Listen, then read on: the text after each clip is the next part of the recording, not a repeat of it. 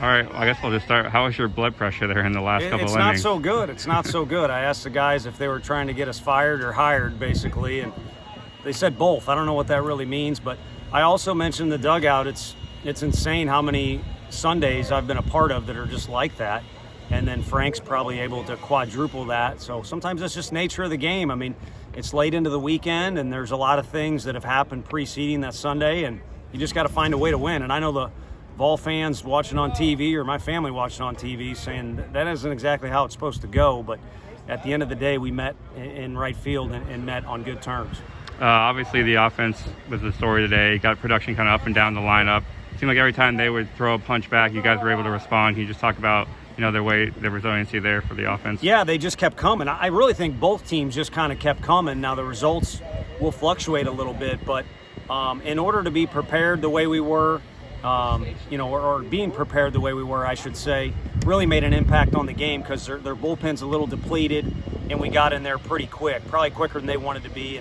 And Teddy didn't have his best stuff, but he battled in a manner which did not allow them to do it, even though they were right on the doorstep many, many times.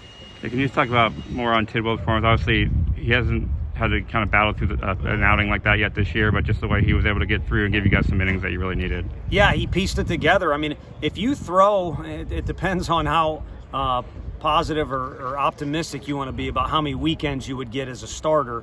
But as far as the regular season goes, if you throw 14 starts, there's going to be some variance in there. There's going to be, if you're as talented as him or Chad Dallas, there's going to be some where you got your best stuff, you don't have your best stuff, you get run support, you don't. It's going to be a mixed bag, and the bottom line is he bent but did not break, if I could use that phrase.